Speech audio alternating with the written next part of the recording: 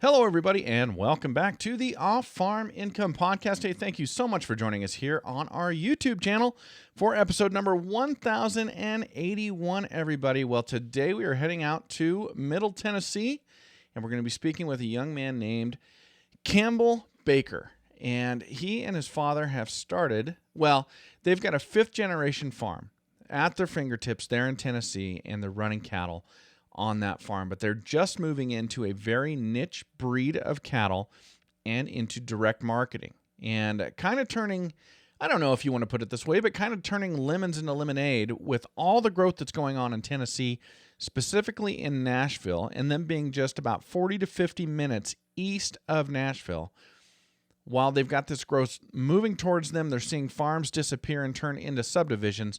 They're also recognizing new markets and new customers and a new ability to kind of alter the business model on their farm and to make it more profitable, more sustainable. And this young man is fired up about it. He knows his forages. He knows his markets.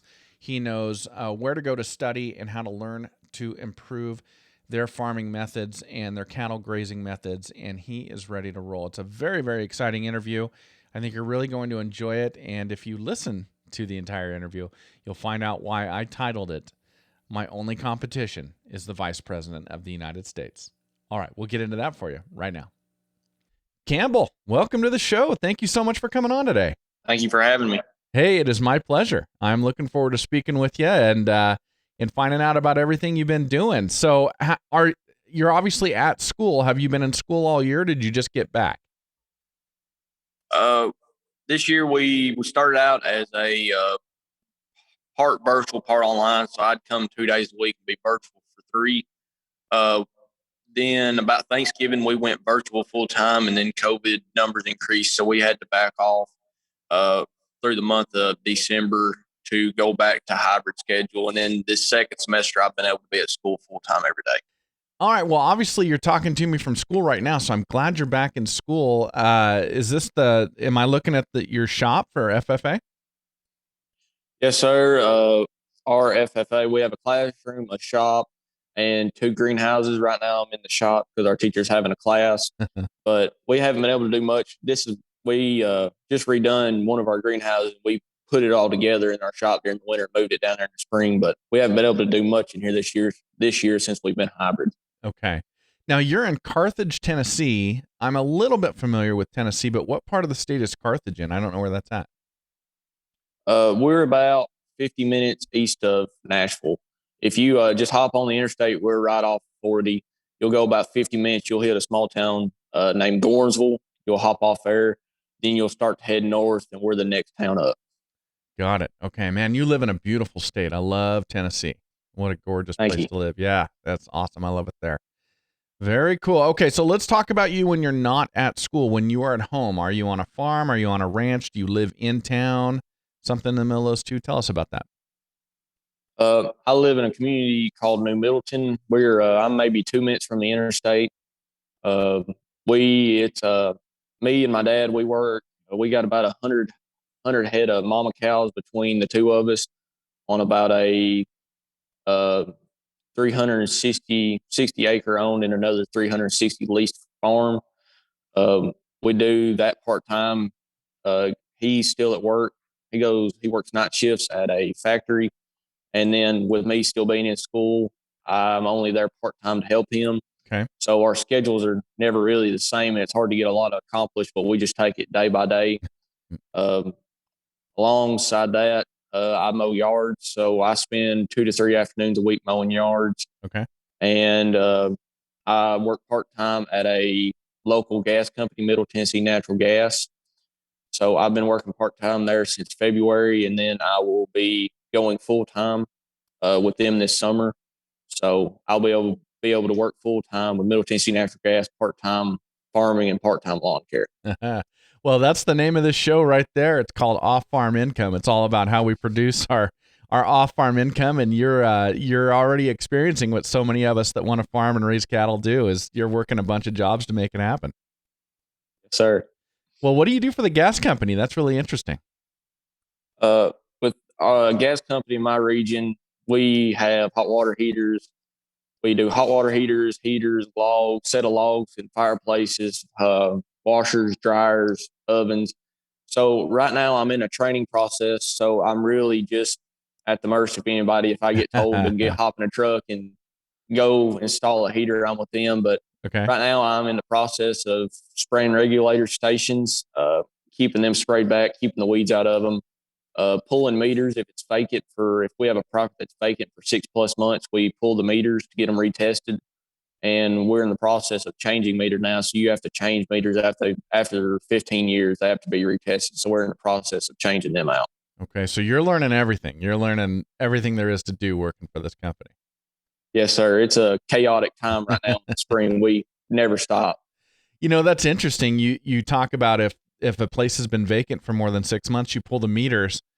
I know Tennessee right now. I live in Idaho, and Idaho is absolutely exploding with people, but I know Tennessee is doing the same thing.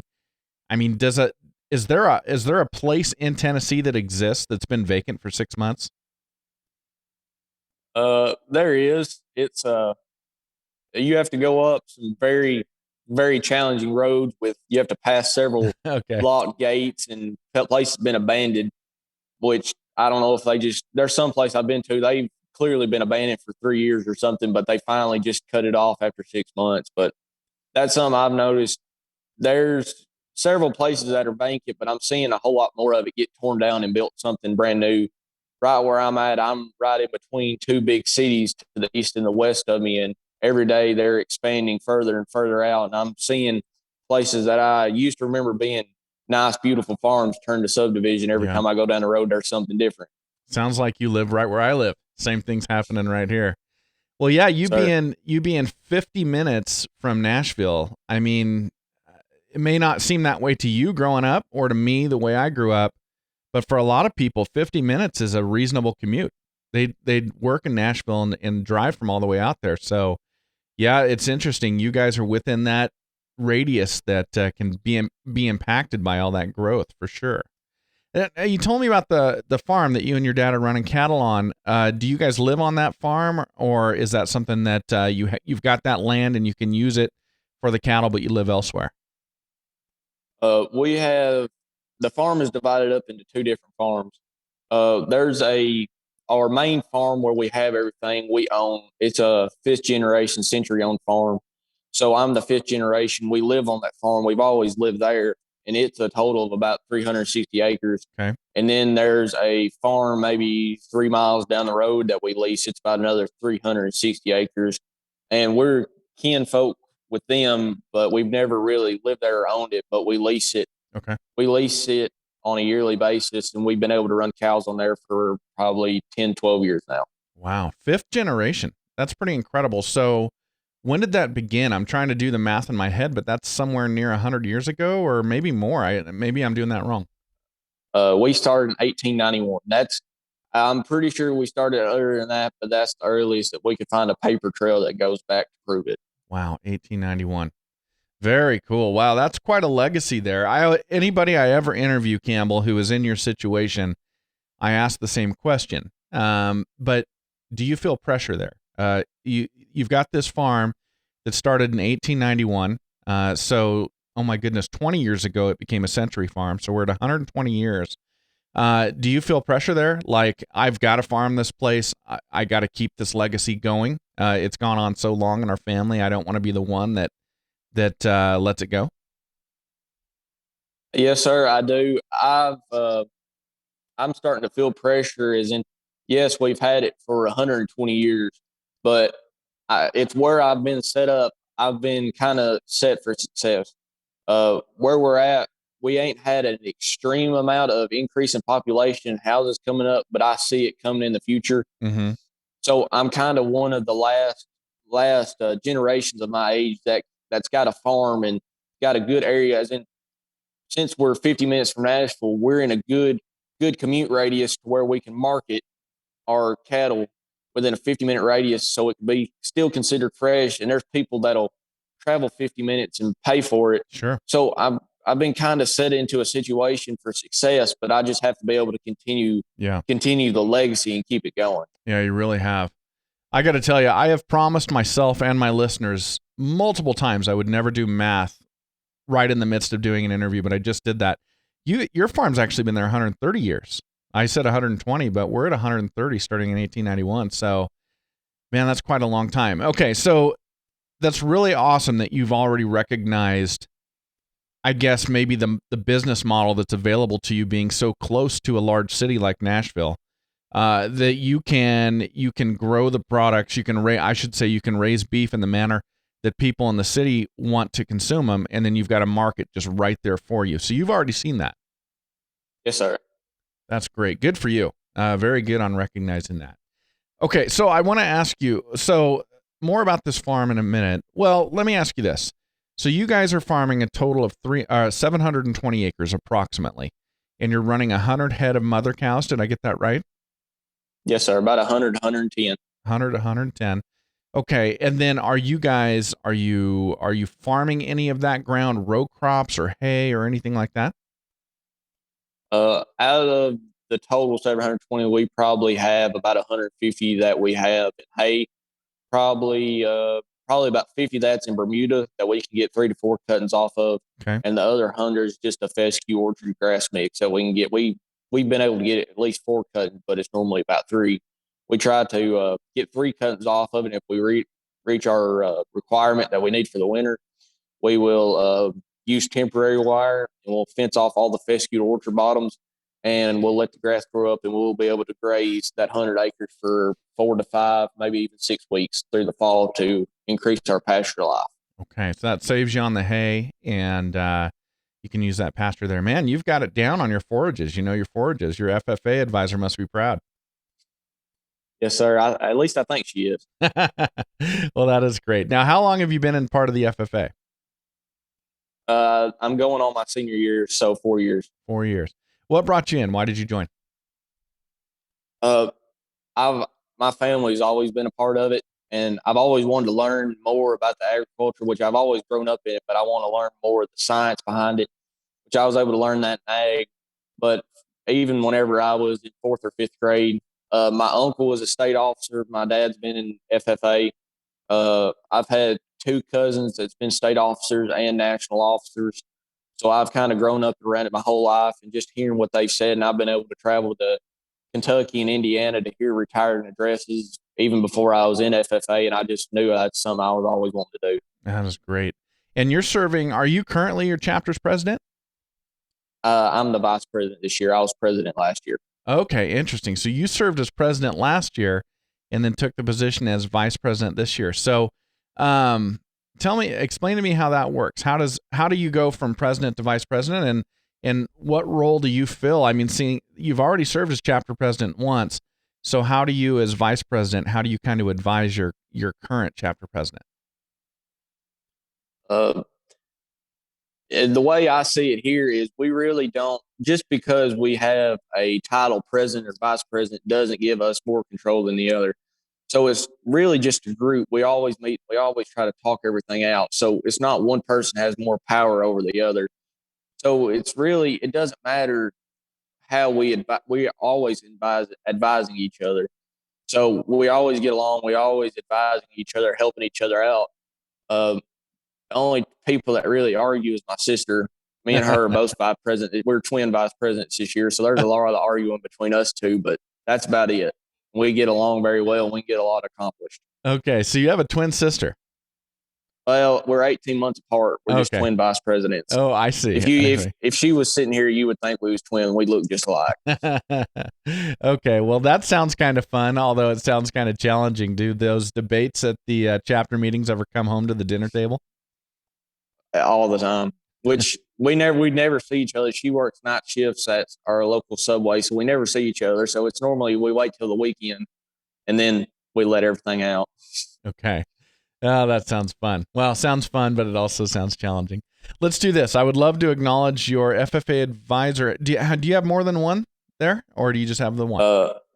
I just have one. My first 3 years, I had a different advisor, and he moved to Woodbury FFA, and we got a brand new advisor this year that she come out of a vet tech. She was a vet tech at our local veterinary service, so she come in to be be the advisor this year. Okay, very good. Well, let's acknowledge both of those people. What are their names?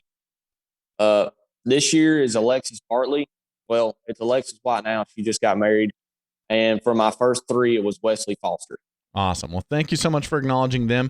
Let's talk about your supervised agricultural experience. So you've kind of already alluded to it that you and your dad you have your own herd of cattle, I understand, but tell us a little bit more details about that.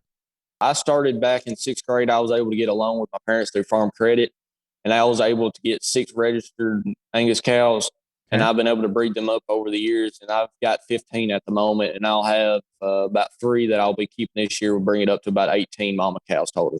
Okay. And then he's got the rest. Okay.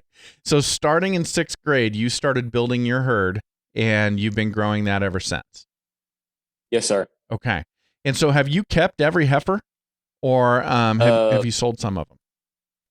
I've sold some. I've tried to keep 1 or 2 every year. I had 1 or 2 years that I just didn't have a heifer that met my standards, so I just sold everything. But I at least have 1 every year that's superior than the rest, and I try to keep them every year. Okay. Now that's interesting. So tell me about your standards. How do you decide whether or not you're going to keep a heifer? Whenever I do it, I try to look back on the mamas, as I don't look so much for size as I look at how good the mother is, how good she milks, and how good she takes care of her. I've had 1 or 2 that they look real good, but they don't take care of their calves as well. So I've had to get rid of them. And I try to I try to go back, look at the mothers, see how they're handling, see if this one will follow down the same path. I've had several cows that they was good for the first 2 or 3 years, but they didn't hold out over time. I've got a short horn plus that I was able to get in 4th grade to show cows with. And over the years, she's looked the same thing. As soon as I turn down the lot, she looks real. She'll look skinny. You can see her hips and all that, but she's a healthy cow, and she raises one of the best calves I've had. And I always try to look at the mothers whenever I choose a heifer to keep. And I'm not so much concerned about how full it is or how good of a frame she's got on her, which I want her to have a good solid frame, but I'm not worried about the size of her, because I've seen some cows, they might not look good, but they raise some of the best calves out of some that look great. So I always try to just compare them to the mothers, and then I'll compare them to each other. If I see one looks like her frame is a little bit better amongst the heifers that I want to keep, I'll try to cut her, because I try to keep 1 to 2 every year, depending on how many I've got. So I try to pick the 2 superior heifers based on how the heifers look by themselves, and then I try to take it back to the mother and see how the mother could pass down into them. Okay. Yeah, very good. Now, you talked about recognizing this market that you have available to you with Nashville being so close. Is that something that you've started to get into? Are you doing some direct marketing of beef? We have just started that. About 3 years ago, my dad went to a grazing school out west, and we've picked up ways to lower the input cost between rotating cows, reducing spraying, reducing fertilize, and learning try to how to market everything right off the farm rather than taking it to a sale barn. Which I'll be attending college in the fall to get a degree in business and marketing. So I want to learn how to market everything off the farm and be able to manage the business side. I'm good at the farming side, but I'm not so good at keeping up with all the business parts. So I want to learn that.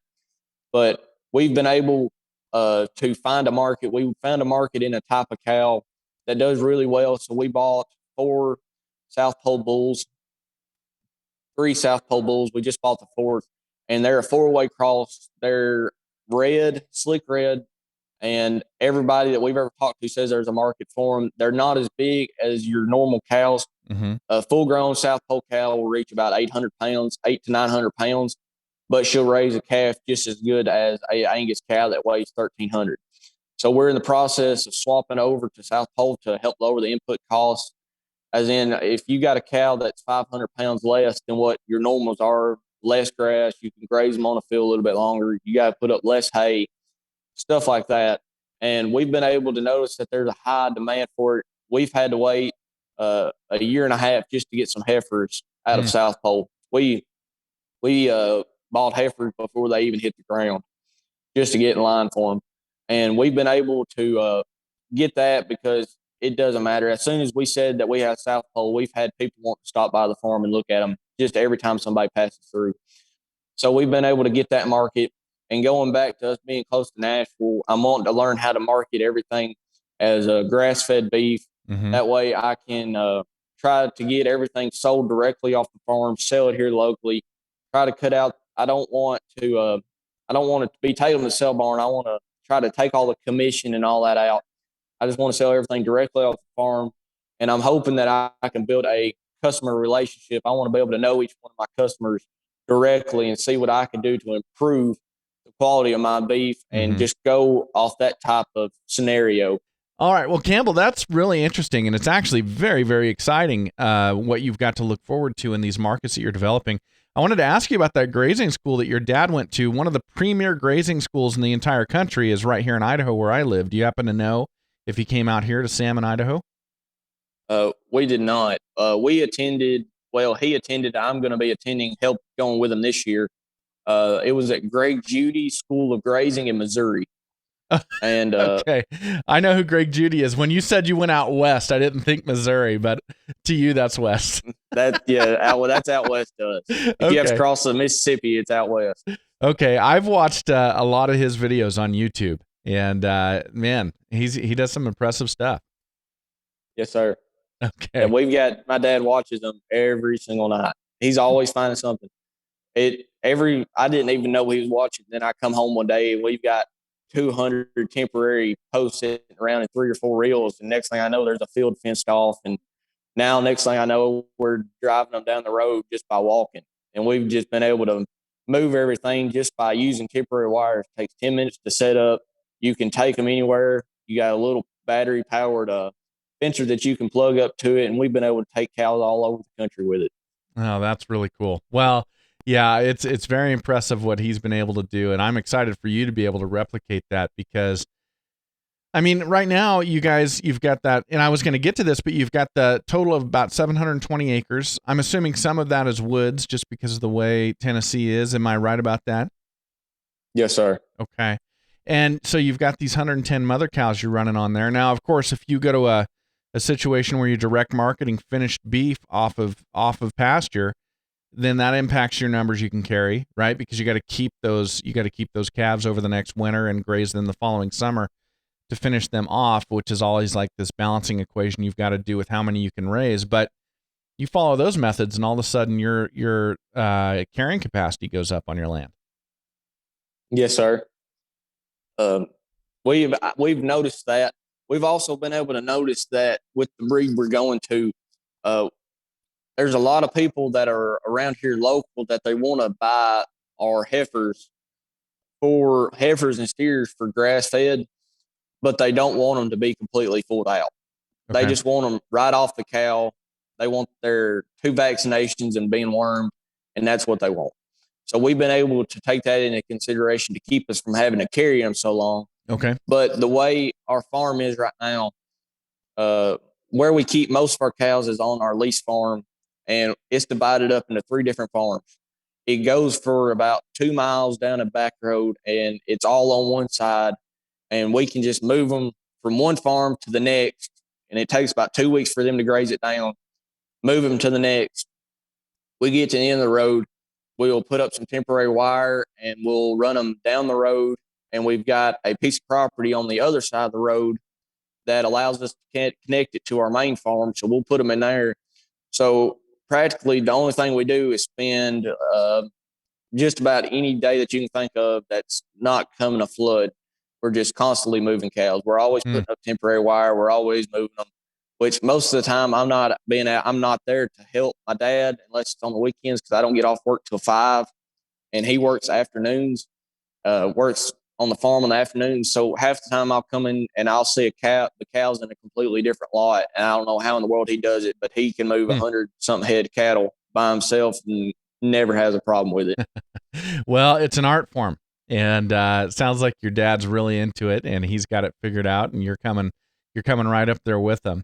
Let me talk about this. So you're going to head off to school and you're going to study business. Where are you going to go? I'm going to Ball State Community College to get an associate's degree. I'll be doing online and night courses, and I'm getting my associate degree. But if I get to it and I have time, I'm considering going on and getting my bachelor degree in business marketing. Awesome. That is great. And then will you continue with the FFA at all through college? Like, will you seek an American degree or anything like that?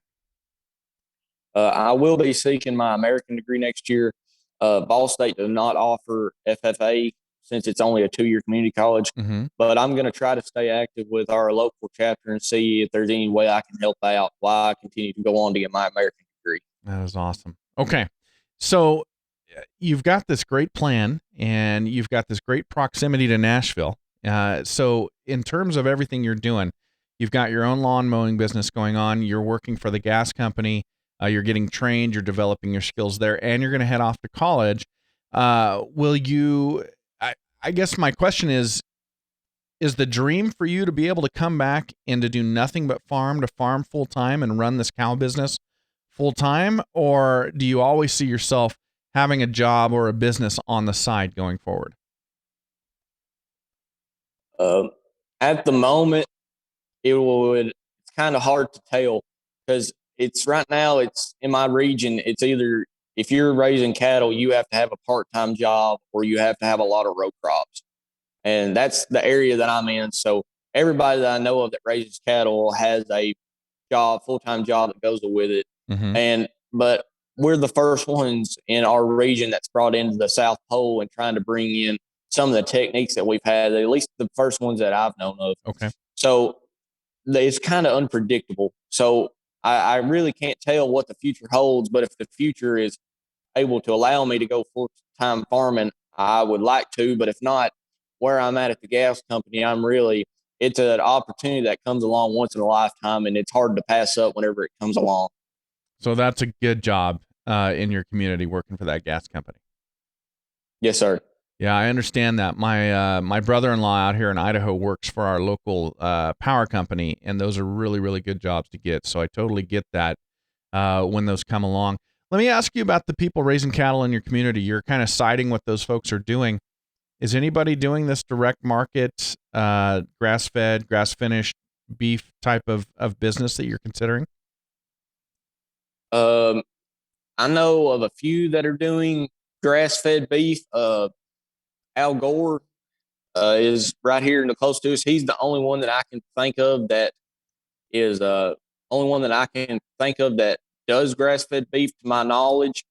But I don't know of anybody that's really bringing in the grazing techniques. Now, there's been a few people that we've talked to that are starting to get into it, but at the moment, it's really kind of stayed consistent over the years.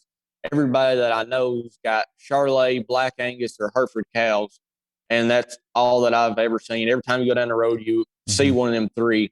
So it's kind of at first, I think it'll be kind of hard to bring in a breed that nobody's ever seen before and try to promote it. But I think after a little while, it'll start coming around and growing, and a market will continue to grow for it. So your number one competition is the Vice President of the United States, the ex-Vice President of the United States? At the moment.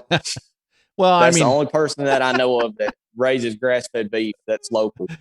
Well, that's no competition at all. Just, he was within an inch of running the free world, and he's your competition. That's very interesting. Wow, yeah. I've heard a lot of things on this show, Campbell. I've never heard anybody say that, my biggest competition in this grass-fed business right down the road is the ex-Vice President of the United States. That's a new one for me. Well, hey, man, you have got a great head on your shoulders, and you've got a great plan. And I can hear the passion for this in your voice, and I'm really excited for you. I got to be honest with you.